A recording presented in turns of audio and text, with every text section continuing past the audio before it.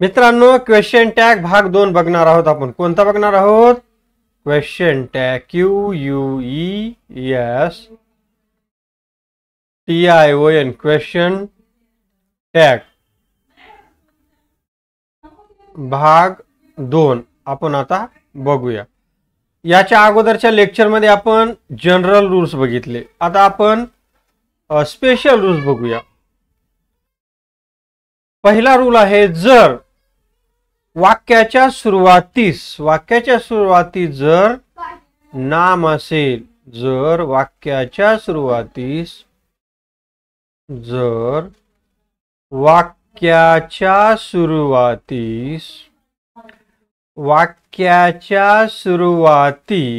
तुषार इथं बस बाजूला, सुरुवातीस नाम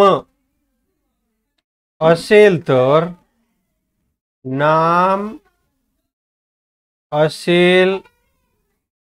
तर आपण ज्या ठिकाणी सर्वनाम घेतो त्या ठिकाणी या नामाच्या ऐवजी काय घ्यावे? हे जे नाम असतं त्या नामाच्या ऐवजी काय घ्यायचं?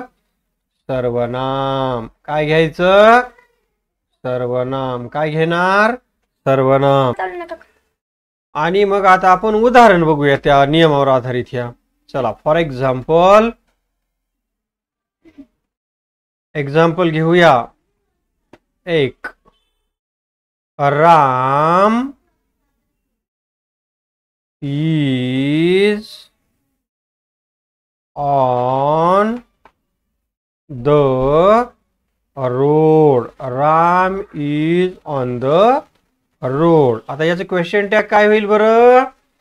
याचं क्वेश्चन टॅग होईल, उत्तर घेऊ आपण, ANS उत्तर. पहिला नियम, दिलेलं वाक्य हे जशाला तसं लिहायचं. कोणतं दिलेलं वाक्य? Ram is on the road. Ram is on the road. त्याच्यानंतर काय करायला सांगितलेलं आहे आपल्याला? कॉमा द्यायला सांगितलेलं आहे. कॉमा द्या. कॉमा दिल्यानंतर वाक्यात असलेलं सहाय्यकारी क्रियापद इज. त्याच्यानंतर त्याला N, इजंट. आता इथं राम आलंय, मग इथं राम घेता येईल का? नाही. तर काय घ्यायचं? रामाच्या ऐवजी ही सर्वनाम आणि शेवटी प्रश्नचिन्ह. हे झालं आपलं उत्तर. समजलं? आता आपण बघूया दुसरा नियम. जनरल नियम आपण बघतोय आता दुसरा. मित्रांनो, जर वाक्याच्या सुरुवातीला आय एम असेल, काय असेल? आय एम असेल, तर क्वेश्चन टॅग हा आरंट आय घ्यावा. काय घ्यावा? Aren't I. काय घ्यावा क्वेश्चन टॅग? Aren't I. कळतंय? बर. आता आपण याचं उत्तर कशा पद्धतीने लिहायचं ते बघूया. मार्जिन मध्ये घ्या ANS उत्तर. काय होईल बघा. आता इथं वाक्य घेऊ आपण. I am a doctor. DOCTOR. I am a doctor. आता आपल्याला काय करायचं? याचं उत्तर घ्यायचंय. तर उत्तर लिहित असताना मग आता काय करावं लागेल आपल्याला? इथं कॉमा द्यावा लागेल. कॉमा दिल्यानंतर काय करायचंय?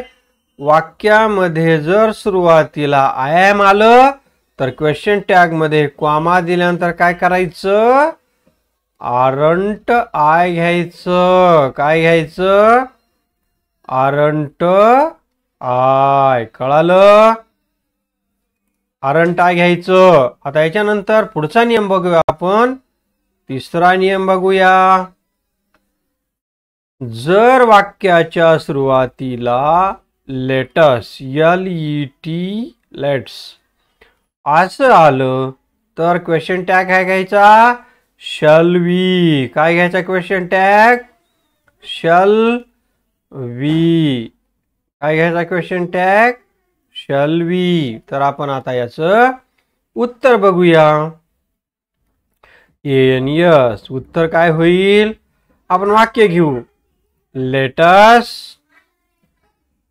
Let's ask ASK ask the teacher. Let's ask the teacher TEACHER. आता ह्याचं उत्तर काय होईल बरं. लेटस आस्क द टीचर याच्या नंतर वाक्य झाल्यावर कॉमा घ्यायचा आणि नियम काय सांगितला शल वी घ्यायचं. काय घ्यायचं शल वी आणि शेवटी क्वेश्चन मार्क. अशा पद्धतीनं आपल्याला उत्तर लिहावं लागेल.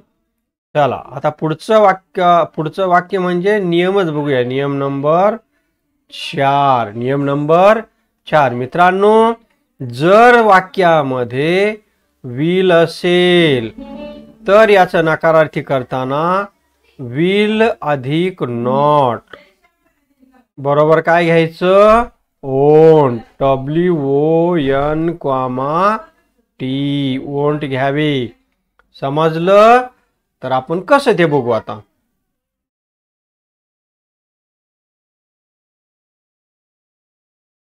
काय करायचं ही उदाहरण बघतो. He will go to school. He will go to school. मग उत्तर काय होईल आता याच्यानंतर काय करायचं कॉमा द्यायचा आणि विल अधिक नॉट बरोबर काय होतं वर बघितलं आपण वोंट आणि वाक्याच्या सुरुवातीचा करता आलेला ही शेवटी घ्यावा आणि त्याच्यानंतर प्रश्नचिन्ह द्यावे. समजतंय. चला आपण आता 5वा नियम बघूया. क्वेश्चन टॅगच्या वाक्यात जर शल आलं काय आलं शल तर याच्यामध्ये नॉट मिळवल्यानंतर काय होतं शांट. बरोबर काय होईल SHANT शांट.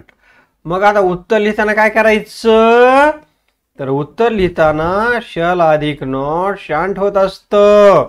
म्हणून मग काय करायचं आता तर आपण वाक्य घेऊ. आय शल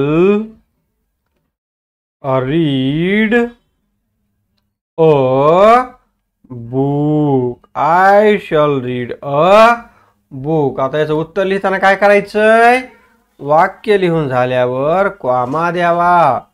आता इथं शल अधिक नॉट काय होईल शांत.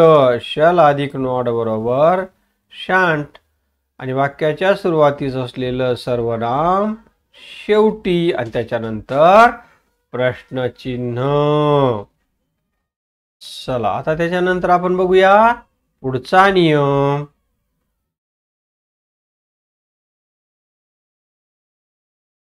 मित्रांनो जर का दिलेल्या वाक्यामध्ये नेव्हर शब्द असेल नेव्हर NEVER काय असेल नेव्हर शब्द असेल तर सहाय्यकारी क्रियापदाला नॉट जोडत नाहीत. बघूया उदाहरण.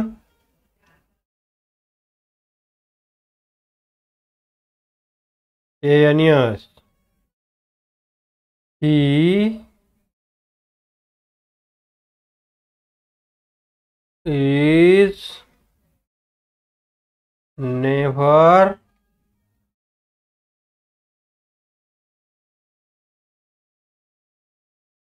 stands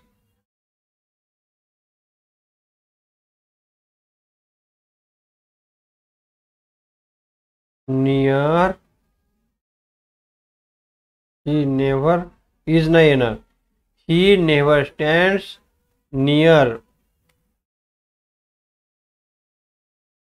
नियर घेऊया आपण नियर द टेम्पल.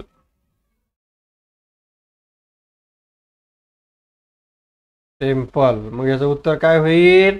आता काय करावं लागेल आपल्याला? इथे कॉमा द्यावा लागेल. आता इथं नेव्हर आहे म्हणून इथं नॉट येणार नाही. वाक्यात सहाय्यकारी क्रियापद नाही म्हणून डज घेतलं आणि शेवटी ही घेऊन क्वेश्चन मार्क. समजलं? पुढचा नियम बघू आपण. 7वा, जर दिलेल्या वाक्यात सहाय्यकारी क्रियापद नसेल, काय नसेल? सहाय्यकारी क्रियापद. सहाय्यकारी क्रियापद जर नसेल तर काय करतात? साधा वर्तमान काळ असेल तर डू किंवा डज घेतात. डू किंवा डज. आणि साधा भूतकाळ जर असेल तर डीड घेतात. साधा भूतकाळ असेल तर डीड. उदाहरण बघू मग.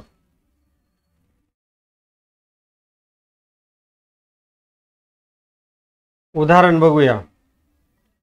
He plays cricket. He plays cricket. आता इथं कॉमा द्यायचा आणि काय करायचं? इथं मुख्य क्रियापदाला यस प्रत्यय लागलाय म्हणून डज घ्यायचं. डज. नॉट नाही म्हणून नॉट घ्यायचं. डझंट. ही. आणि शेवटी प्रश्नचिन्ह. कळतंय? दुसरं वाक्य घेऊया. He played. PLAYD. Played cricket. CRICKET. Cricket. उत्तर लिहिताना काय करायचं? आता वाक्य झाल्यावर कॉमा द्यावा. वाक्यात मुख्य क्रियापदाचं दुसरं रूप आहे म्हणून डीड घ्यावे. डीड. नॉट नाही म्हणून इथं नॉट घ्यावे शॉर्ट फॉर्म मध्ये. डिडंट. ही. कळतंय? आज आपण एवढा भाग बघितलेला आहे. याच्यानंतर राहिलेला भाग आपण नंतर बघूया. Bye bye.